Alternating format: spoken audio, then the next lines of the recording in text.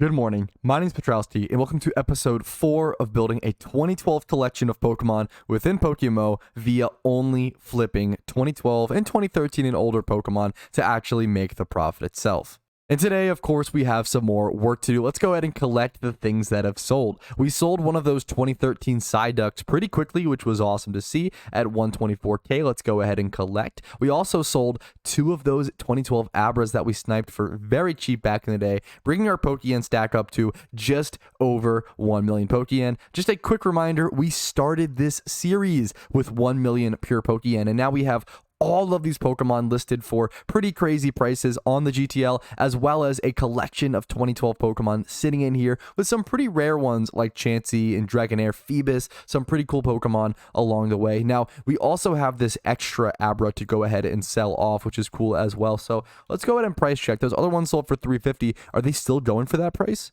It looks like just around it. Yeah, someone has a Kadabra for 325k, but an Abra is always going to be more valuable than a Kadabra because they could just evolve it if they wanted to. An Abra gives them that choice. So I am going to go ahead and list that for 350k and see if that sells in the future as well. Abras have just been doing really well for me. And I want to go ahead and check the 2012 market in general because look at this. It's just continuing to boom, and I've been saying it forever that it'll just go up and it'll be interesting and exciting, and as collectors pop up, people come back to the game, it'll matter more and more. And man, 300k almost as the minimum for a 2012 mon. We have made so much Pokeyen throughout this series, and I'm so glad that I started it when I did. Now, 2013s have tanked back a bit, which makes a lot of sense. So I was listing some 2013s for, I think base price was like 123, as you can see this Raticate 124k, and it only made sense. I think that the 2013s were kind of, I want to say they spiked a little faster than naturally the market should have changed, which is going to happen. That only makes sense. I'd even argue the same for 2012. I think it's possible that 2012s go back to like 150 to 200k for a temporary period of time, and then we'll slowly rise again. A lot of things have been overcorrecting and overspiking as people learn more and more about these markets. Listing fees are also brutal and something to consider within this market. Like now I'm sitting at around 900k after listing off that one Abra. I'm going to go ahead and today and just look for good deals because I'm looking for things like Tauros or Pinsir or maybe some of those, maybe even Alter and Cave Pokemon. I saw Stantler actually, but someone priced it correctly. People don't know that Alter and Cave was a really crazy mechanic back in the day. One of the only ways to get Gen 2 plus Pokemon in Pokemon back in the day was to go to Alter and Cave, which is a location in Island 7 in Kanto PokeMMO, and you'd have to go all the way to the top, and there was something called Alter and Cave. And Alter and Cave changed what spawns would happen there every 4 to 6 hours or so. And there was, I think, 1 or 2 cycles. There was different cycles within the cave, and there was 1 or 2 cycles that was just 100% Zubat, which was always really funny.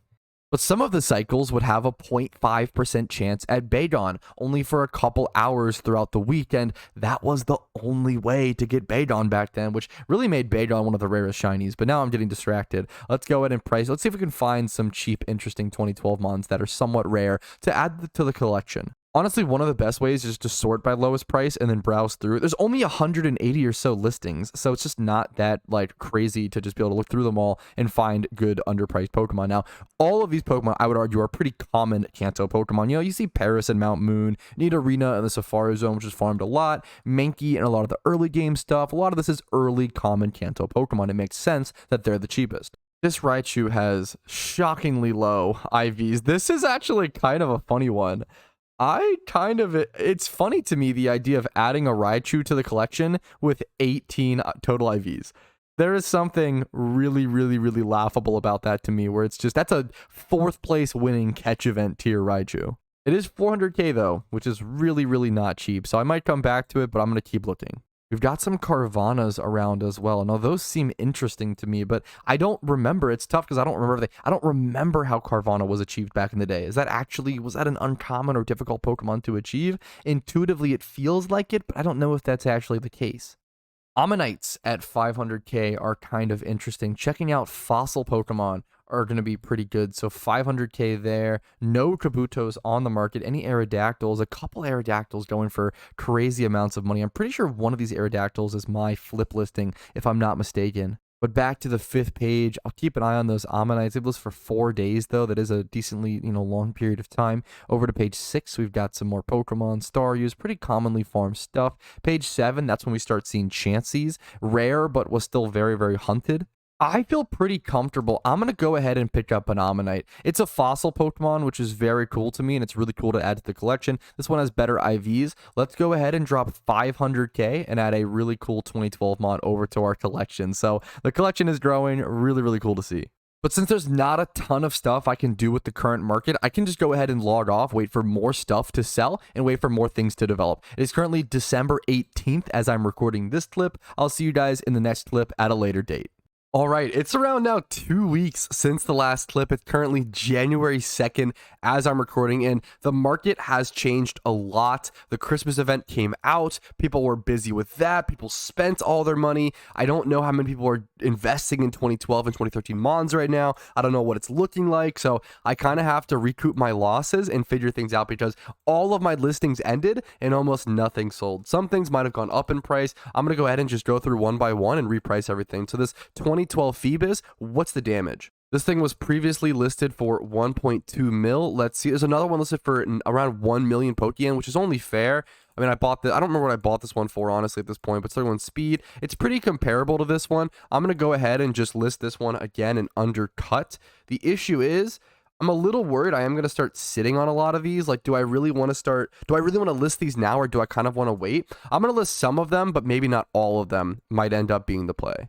I don't want to be blowing 25k on that listing fee every time just for that not to sell. That's like an actually pretty brutal loss. I almost thought about hanging on to that Phoebus, but I had to remember I actually have 2 Phoebuses, so there is actually another one sitting in there. And let's go ahead and actually check what's the most recently listed 2012 and 2013 Mons. Any snipes or deals that I can kind of keep an eye out for?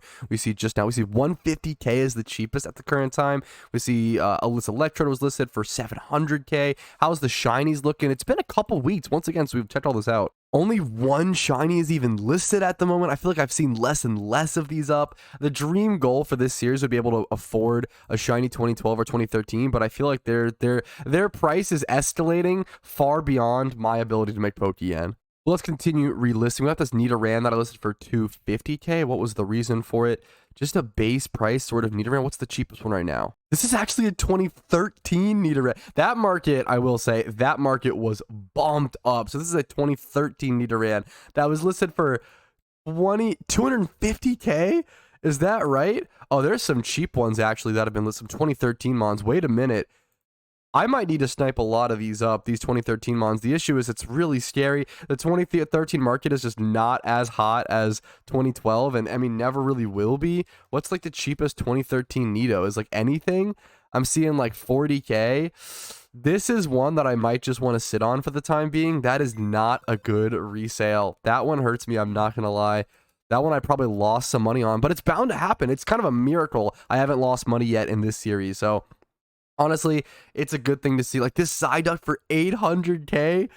How the market has changed, where 2013s were actually going for this high of a price.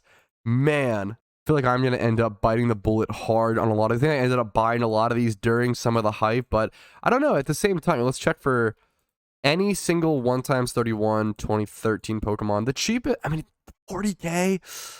Dude. 2013 Pokemon have tanked. Oh no. I'm thankfully I didn't spend much on them. I will say, like, I'm pretty sure I got a lot of these for super cheap, but I'm just gonna kind of defeatedly throw a lot of the 2013 Mons into my box too over here because I don't know what to do with them. I don't know if I can sell them at these prices for the time. I'd rather just sit on them. Like, I'd rather just wait for them to go back up or have more of a developed market. So, man, all these 2013s. Oof, ouch.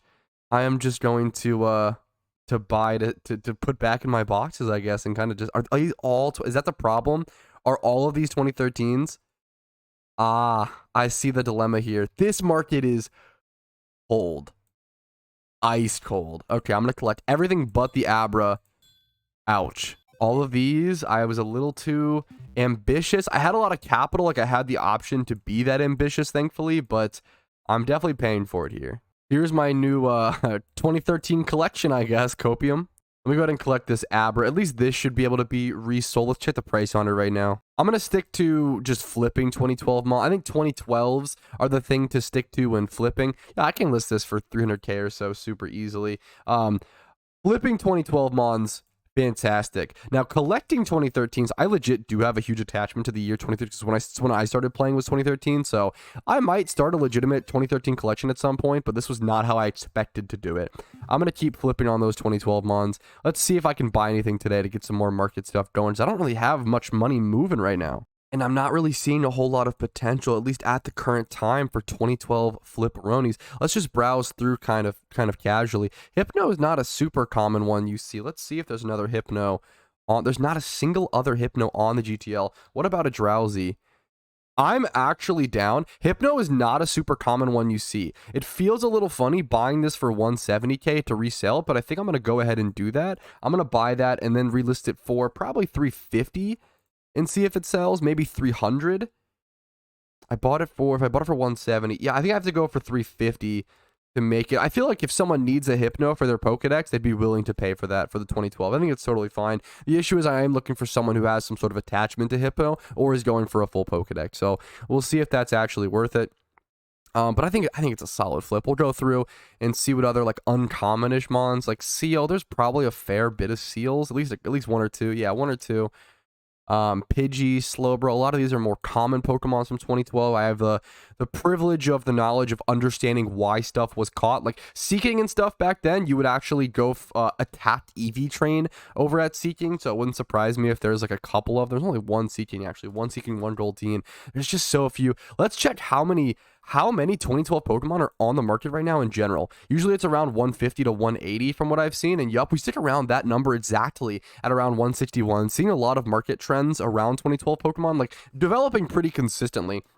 Like, it's crazy for how many years this market was just uncharted territory, and now it feels really consistent and really refined. Now, if I was super brave, I'd probably buy a lot of these 2013 Pokemon on this account. Well, maybe I do. Like, this Snorlax, they're just 2013s. I don't know if they're going to sell, but it's so cheap.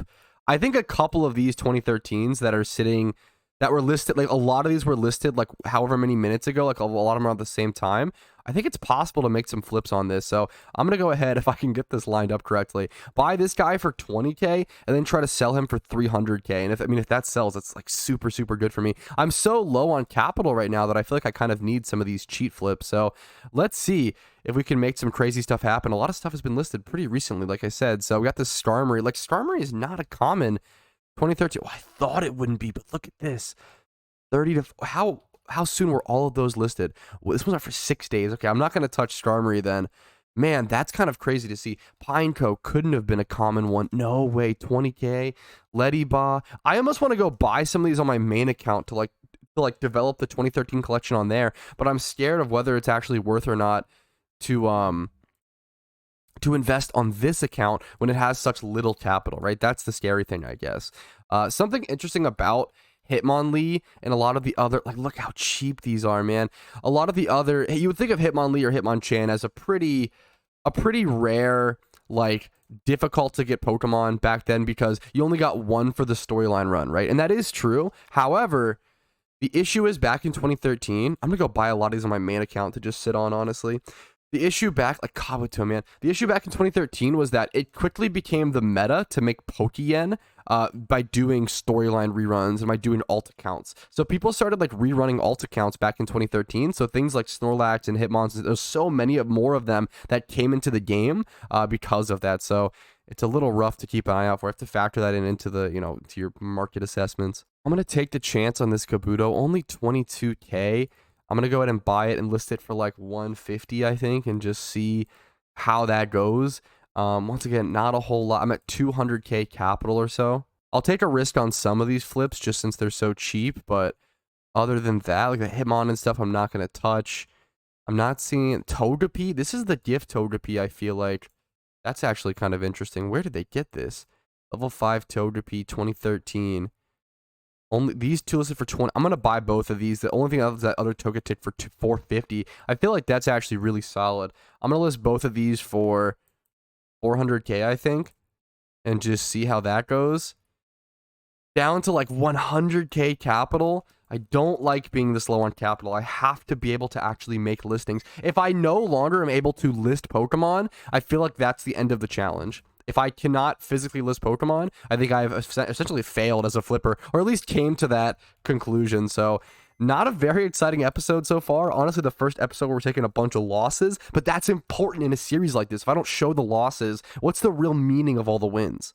So kind of a strange episode 4, but that is where I'm going to go ahead and call it for this one. These episodes and this series is an interesting one. I'm really just sitting in front of a PC and talking for a lot of it and kind of going through numbers. I know it may not be for everybody, but hopefully you guys have been enjoying it. It's a really interesting market to see, and just historically to look back at this series and see over months and months of time, like how something evolved and changed so drastically is going to be super interesting in my opinion. We've caught a lot of ebbs and flows of the 2012 and 2013 market during this series, which is just super cool to see. So thank you guys for watching this episode. Make sure to like the video if you enjoyed it, dislike if not, and subscribe to stay up to date with this series. New episodes will be coming very soon. Have a great day. I'll see you guys later. Peace, Reno.